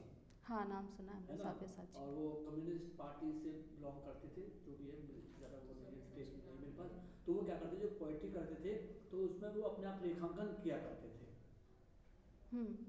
पोइट्री के साथ रेखांकन, पोइट्री के साथ में रेखांकन किया करते थे, और उसी विचारधारा को फिर उनकी वाइफ ने आगे चलाया, और वो चलाती रही काफ़ी समय तक। और वो गोष्ठियाँ वगैरह जो होती थी वहाँ पे, वो सेमिनार वगैरह हुआ करते थे, वहाँ वो जाती थी। और फिर उनके एक्सपायर होने के बाद, हस्बैंड वाइफ एक्सपायर होने के बाद, फिर वो वहीं पे मतलब रुक गई, क्योंकि वो बुक्स तो उन्होंने काफ़ी लिखी थी। उनकी पत्नी का नाम क्या है? सब उनका नाम तो सब्यसाची था, उनकी पत्नी का नाम विजय लक्ष्मी। अच्छा, कहाँ पे रहते थे? मथुरा के। मैं वहाँ पे उन्होंने एक छोटा सा स्कूल भी खोल रखा था, तो 8th स्टैंडर्ड तक मैं वहाँ पढ़ा था। तो मैं अपने सामने उनको रेखांकन करते हुए देखता था, पोएट्री लिखते थे वो, जब देखा था जब मेरे समय पे थे। उसके बाद जब मैं 6th 7th स्टैंडर्ड में था, जब वो एक्सपायर हुए, उसके बाद मैं जब ग्रेजुएशन कंप्लीट किया तो उनकी वाइफ भी एक्सपायर हो गई। अच्छा, तो ये लोग रहने वाले मथुरा के थे? अब ये मथुरा में मतलब मेरा जन्म स्थल मथुरा, तो मैंने वहाँ पढ़ाई की है। हाँ, कहीं और से रहे, तो वो मतलब कार्य क्षेत्र उनका वहीं था। हाँ। तो ऐसे भी बहुत सारे आर्टिस्ट रहे जो कि कला के क्षेत्र में, मतलब कविता के क्षेत्र में काम किए, और साथ में रेखांकन भी उनका। जिनमें से फेमस है रविन्द्रनाथ टैगोर, इनका नाम याद है मैम, कहा जिंदगी नाम से। उसमें दर्शन, साहित्य और कला तीनों का बड़ा अच्छा कॉम्बिनेशन होता है। उसमें वो लोग एक कॉन्टेस्ट करते हैं, हर पत्रिका में एक फोटो होती है, और उस पे वो कहानी, कविताएं, गीत, गजल, आप जो भी फॉर्मेट में लिखते हो वो आमंत्रित करते हैं। जो भाव है, मतलब आपको उसके टाइटल से उसमें क्या लिख रहा है, उसमें जो भाव है उस पर आपको लिखना होता है। तो फोटोग्राफी भी मंगाते हैं उससे। तो मतलब ये भी एक वो है ना कि चित्र और साहित्य का इंटरडिसिप्लिनरी आर्ट, जो इंटरडिसिप्लिनरी रिसर्च होती है आज के टाइम में, कॉन्टेम्प्रेरी टाइम में, ये ज़्यादा वैल्यूएबल माना जा रहा है। इंटरडिसिप्लिनरी का मतलब जो अदर डिसिप्लिन्स हैं, जैसे लिटरेचर हो गया, जैसे साइंस हो गया, जैसे म्यूज़िक है, तो आपका डिसिप्लिन आर्ट है, बट अदर डिसिप्लिन से वो कैसे इंटर रिलेटेड है, कैसे को रिलेटेड है। तो ये सारी चीज़ों को भी अब रिसर्च का एक नया विषय है, और इस समय इसको ही ज़्यादा मतलब अच्छा माना जाता है कि आप इस पे जब आप काम करते हो। तो कुछ ऐसे आर्टिस्ट हैं जो कि है आर्टिस्ट, रिकॉग्नाइज हैं, लेकिन वो कुछ कविताएं भी लिखते हैं, और कुछ ऐसे कविता लेखक हैं, कवि हैं, जो कि स्थापित कवि हैं लेकिन साथ में रेखांकन भी करते हैं। ठीक, मतलब जो पोएट्री लिखी जाती है, उस पोएट्री में जो सार है उसके रिलेटेड वो एक रेखांकन किया जाता है, कि उसमें रेखांकन के माध्यम से वो कविता मतलब दिखे। वो एक फ्राइडे को एक पेपर आता है, रंगीन कलर पेपर जो आता है ना, वो ट्रस्ट, उसमें मैंने एक ये तो हमेशा से चलन में रहा है कि जो कहानियाँ, कविताएं हमारी किताबों में भी होती हैं, या जो है ना, तो एक रेखा चित्र के माध्यम से, जैसे कविताओं की बुक का कवर पेज, जैसे हमारे जो वो हुई है अमृता प्रीतम हुई हैं, उन्होंने अमृता कई ऐसी प्रीतम। पेंटिंग्स चूज करी कि वो जो उनकी कवर पेज होगा वो कैसा होगा, तो वो उसके भाव से जुड़ा हुआ भाव से जुड़ा होता है और रेखा उनके। चित्र बनाते थे, वो देखा अपने मतलब वो भाव इस तरह प्रदर्शित किए symbolic रेखांकित के है। माध्यम से। तो मतलब कि जो कवि है उसको भी अपने भाव को प्रदर्शित करने के लिए कला का सहारा या चित्र का सहारा लेना ही पड़ रहा है। यही कहना चाह रहे हैं। बिल्कुल वही टॉपिक वही आ रहा है क्योंकि कला तो अमूर्त है ना मैम, हाँ। वो तो सिर्फ भाव है, उसे आप अच्छा, देख नहीं सकते। कई जरूरी ऐसे है कि आर्टिस्ट हैं, चित्रकारी अपने भाव हाँ, प्रदर्शित कई करती है। ऐसे आर्टिस्ट हैं जो कि एस्टेब्लिश्ड पेंटर हैं और साथ में वो कविताएं भी डिनोट करते हैं। मैं भी लिखती हूँ, मेरी कविताओं की किताब थी, रेखांकन हाँ। नहीं करते हो। ये सब लिखती हूँ, मेरी कविताएं हाँ, हैं। लिखना तो उनमें से एक जो इंटरनेशनली फेमस आर्टिस्ट थे कौन थे? मतलब जो कविताएं भी लिखते थे। कविताएं भी नहीं लिखते थे, कविताओं का सहारा जरूर लेते थे वो। सैयद हैदर रज़ा जो अभी गुजरे हैं वो, चूँकि हमने बताया कि अहिवासी के कभी वो छात्र रह चुके थे, लाइक हालांकि उनकी पूरी परंपरा को फॉलो नहीं किए, लेकिन कहीं ना कहीं वही एक समय था जब से जो भारतीय काव्य परंपरा है उससे वो जुड़े रहे। ब्रज के काव्य परंपरा के साथ साथ फिर वो आगे चलते हुए कबीर की जो पदावली है, उनकी जो काव्य है, जो साहित्य मिलता है, उससे वो उनकी आर्ट बहुत प्रभावित रही। और इंडियन फिलोसफी जो है इंट्रोड्यूस्ड जब वो हुए तो वो शुरुआत कबीर से ही करते हैं, ऐसा हमने कहीं पढ़ रखा है। ऐसे मैम ये जो रागमाला है, हाँ। इसमें संगीत वाले भी रिसर्च करते हैं, हाँ। साहित्य वाले भी करते हैं, क्योंकि उसमें लिरिक्स भी है हाँ। और कला का भी विषय है, तो ये हाँ। तीनों डिसिप्लिन में हो जाता है। हाँ, तो वो कबीर के दोहों को, कुछ अक्षरों को, मतलब जो उनके लिए सूत्र अक्षर होते हैं, उस तरीके से वो उसको कहीं कहीं लिखते थे। जब वो पेरिस में अपनी स्टूडियो में काम करते हैं तो ये इस तरीके का भी उन्होंने काम किया है कि कोई एक आर्टिस्ट अपने आर्ट वर्क को आगे बढ़ाने के लिए बैकग्राउंड में वो एक होता है ना, आप अपनी थीम, अपना भाव और या एक फिलॉसफी या आइडियोलॉजी अपनी आर्टिस्ट खुद डेवलप करता है, तो वो किसी न किसी लिटरेचर से, किसी कल्चर से, किसी की फिलॉसफी से इंट्रोड्यूस होता है। तो हमेशा यही क्रेडिट लेते हैं कि आप चाहे कोई भी कला हो, उसमें जो भाव जाते हैं वो हमारे यहाँ से जाते हैं, तो लिटरेचर वाले वो हाँ। करते हैं। हाँ, अब तो मैडम कुछ लिटरेचर जैसे एक राइटर नहीं तो आप ठीक है, वो अलग बात है कि वो ऐसा कहते हैं तो चलो ठीक है, लेकिन हमें भी उनको फिर उत्तर में ये कहना चाहिए कि शमशेर बहादुर सिंह का नाम आता है, जो कि कवि थे, लेकिन उनकी पूरी जो कविताएं थी वो चित्र आधारित थी, क्योंकि वो थे आर्टिस्ट। उन्होंने BFA MFA कर रखा था, विजुअल आर्ट से उनकी पढ़ाई थी, लिखते थे कविताएं, हाँ, लेकिन उनकी कविताओं का विषय चित्र होते थे, क्योंकि एक्सप्रेशन का तरीका उनका वही होता था। एक फ्रेंड है मेरा नवकांत शर्मा, और यहाँ से झारखंड से है, और वो हिसार में रह रहे हैं एज ए आर्ट टीचर। तो मैं उन्होंने अपनी एक पोइट्री की बुक निकाली, एज ए आर्टिस्ट, और पोइट्री लिखते हैं वो, तो पोइट्री निकाली, तो मुझसे बोलते हैं कि यार मैंने पोइट्री की बुक निकाली है और देखिएगा। जब मैंने उसकी बुक देखी, पोइट्री वाली बुक देखी, तो मैडम पोइट्री तो अच्छी लिखी है, लेकिन उस पर अगर वो रेखांकन करते हैं, उनकी ज़्यादा मतलब 100 कॉपी 50 कॉपी बिकी होंगी, तो बोले यार मुझे इसमें रेखांकन डालता तो मेरी कॉपी ज़्यादा बिकती, क्योंकि लोगों ने तो कविता देखी थी, अगर चित्रकार के साथ में अगर रेखांकन होता तो उसे उस नज़रिए से देखता हूँ। तो वो बोला था कि मैंने रेखांकन और डालना चाहिए था आर्टिस्ट के तौर पे, तो मेरी जो कविता है ना तो उसमें वो अच्छी लगती, लेकिन उन्होंने वो ज़्यादा पब्लिश मतलब चल नहीं पाई उसकी बुक्स। आज भी है, मैं अमेजन पर है, नाम ध्यान नहीं आ रहा। कविताएं उसी मतलब कवि की होती, स्केचेस की किसी और की अपनी, मतलब उसके दिखाता हूँ मैं आपको, फोटो दिखाता हूँ, उसने कुछ पे तो अपने पेंटिंग्स बनाई हैं, उन पर लिखा भी है, तो वो पब्लिश नहीं की, लेकिन कुछों पे क्या किया उसने, सिर्फ लिखाई है, चित्र नहीं बनाए, जबकि उसकी जो बुक्स थी तो उस पे ऐसे तो रेखांकन होना चाहिए था। तो एक उनके भी नाम आते हैं कि रविन्द्रनाथ टैगोर जब किताबें उनकी कविताएं छपती थी तो वो अपने जितने रेखा चित्र बनवाते थे। हमारे यहाँ के एक व्यंगकार रविरेर पुतुल और कई किताबों के नाम आते हैं ना, जिसमें उन्होंने कभी रविन्द्रनाथ टैगोर से, अवनीन्द्रनाथ टैगोर से चित्र बनाए, कभी गगनेन्द्रनाथ टैगोर से। हाँ हाँ, तो ये भी होता था, पहले भी होता था, अभी भी होता है। नंदलाल बसु जो से कराया गया था, हाँ उसका भी हो चुका है, क्योंकि तो आज भी बहुत सारे आर्टिस्ट हैं, और जो आप बोल रहे हैं ना कि कम्युनिस्ट, जितनी भी आती हैं, इवन ये जो महिलाओं की जो सरिता है या सरस सलील है या गृहशोभा है,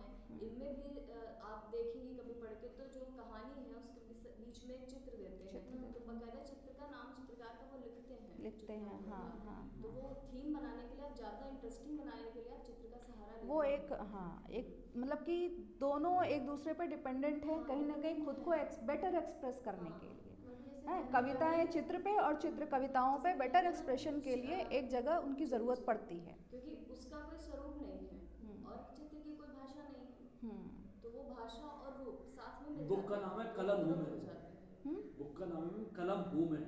अच्छा, कलम हूँ मैं।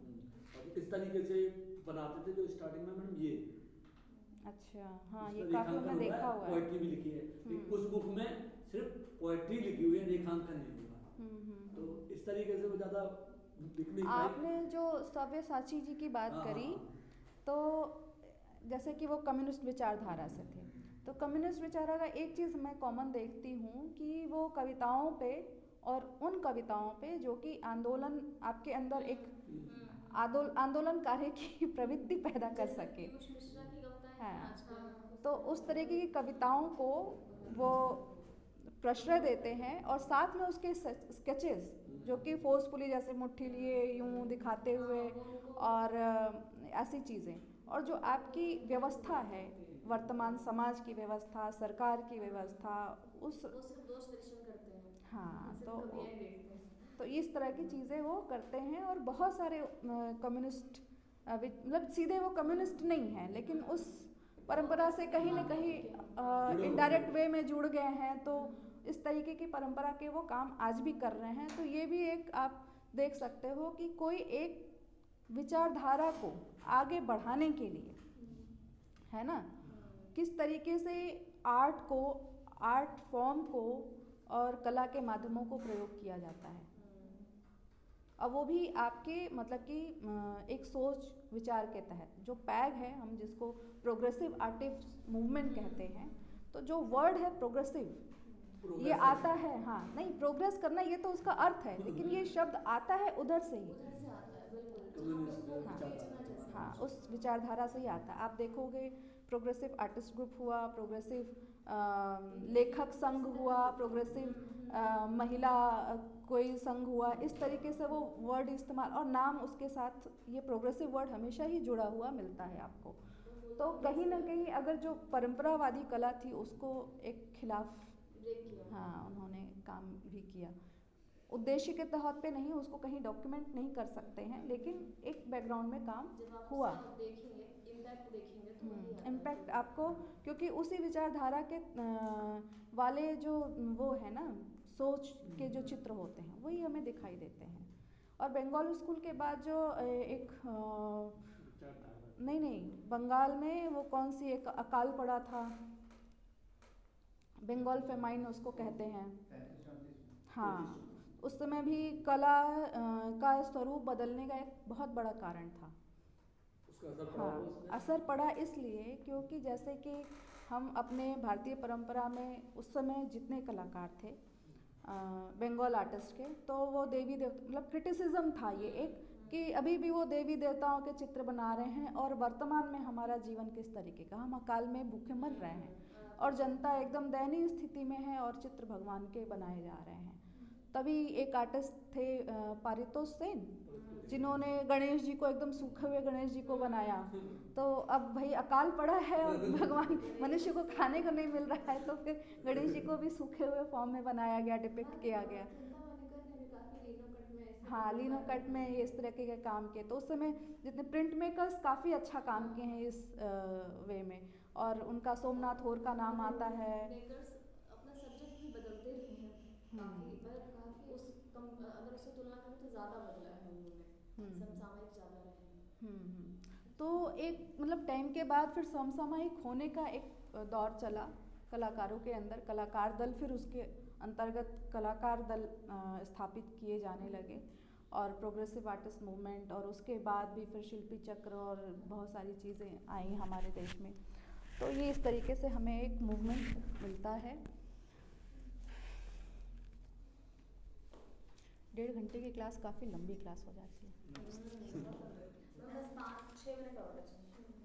अच्छा अच्छा, अब ये बताइए आप लोग कि इसके अतिरिक्त बंगाल स्कूल के ही कॉन्टेम्प्ररी में कई ऐसे आर्टिस्ट थे उस समय भी मॉडर्न स्टाइल में ही काम करते रहे। रविन्द्रनाथ टैगोर ठीक ट्रेडिशनली काम नहीं किया उन्होंने, शुरुआत उनसे ही हम लोग आधुनिकता की शुरुआत मानते हैं। ठीक, हाँ, क्यूबिज्म स्टाइल में काम किया। और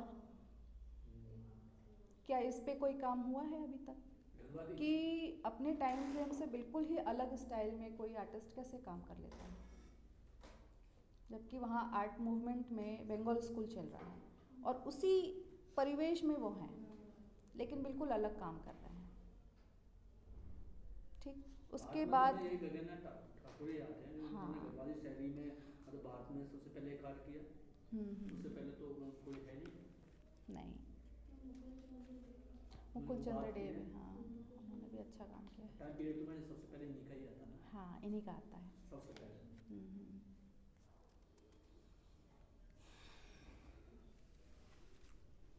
नारायण श्रीधर बेंद्रे का भी नाम आता है, 1910 में इनकी बर्थ है। हाँ, नारायण श्रीधर बेंद्रे ये भी अच्छा काम किए हैं। किस शैली में? उन्होंने भारतीय स्टाइल में, ट्रेडिशनल स्टाइल में काम नहीं किया है। हाँ, रेखाओं पे कलर पैचेस इस तरीके का। हाँ,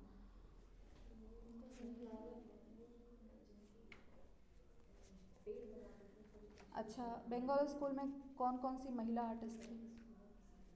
बंगाल स्कूल में कुछ महिलाओं के भी नाम आते हैं, हालांकि नाम मेरे पास भी नहीं है, लेकिन हाँ,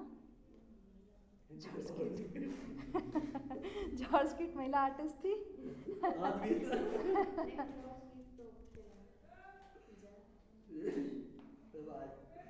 कुछ नाम तो ऐसे पता नहीं चलता, मैं पूरे सोच। सुनैनी देवी का नाम सुना है? हाँ? सुनैनी देवी के साथ एक और 2 महिलाओं के नाम आते हैं। एक नाम और सुना था, उनका नाम ध्यान नहीं आ रहा। वसीम सर ने मेरे को चित्र बना हुआ दिखाया था, तो वो मतलब चित्र भी देखने को मिले थे। नाम ध्यान मेरे को भी नहीं आ रहा है।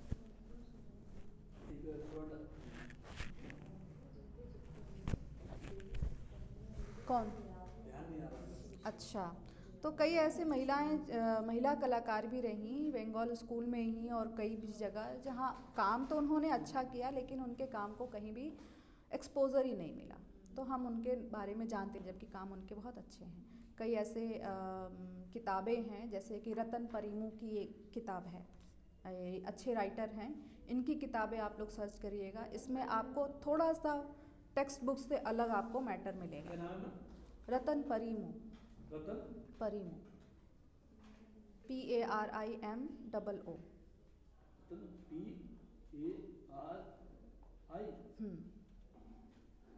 रतन परिमू।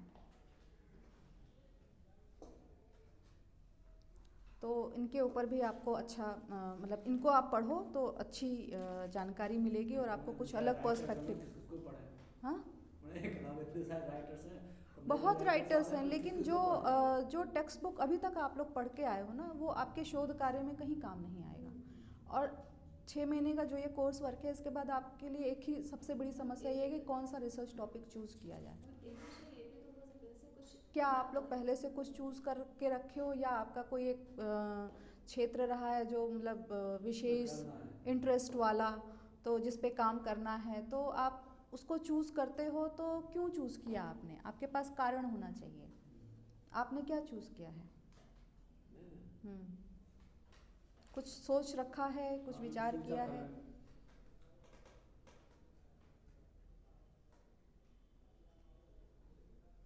आपने?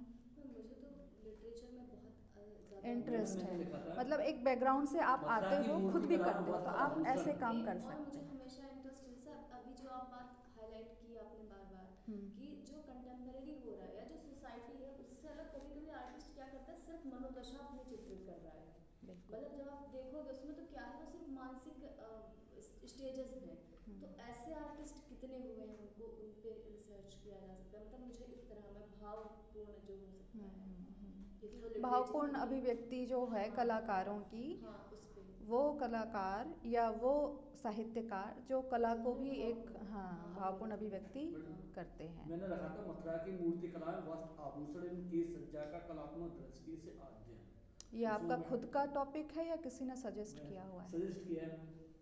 टॉपिक सुन के ही लग रहा है कि कोई सजेस्टेड टॉपिक है, ऐसा नहीं है कि क्योंकि जो भी शुरू में पढ़ के आते हैं ना, उनके ऐसे टॉपिक्स नहीं होते हैं। ऐसा ना, वो मैंने इसीलिए रखा क्योंकि मैं ऐसे कुछ टॉपिक्स पे करना चाहता था। हाँ। तो पापा तो संग्रहालय से हैं ही हैं मेरे। अच्छा, तो मतलब है ये ना? कारण है तो कि आप संग्रहालय तो आपका उन्होंने एक बोला बैकग्राउंड कि है। कर दो, लोगों ने हाँ। इस टॉपिक पे हुआ होगा और हाँ। तरीके से अलग हुआ होगा, तो मैंने इसमें एक टाइम पीरियड दे दिया, अच्छा। एक समय भी दे दी, ठीक है, वो दे दिया। दूसरा ये है कि संग्रहालय भी मैं जाता रहा, तो मैंने सब में कुछ ना कुछ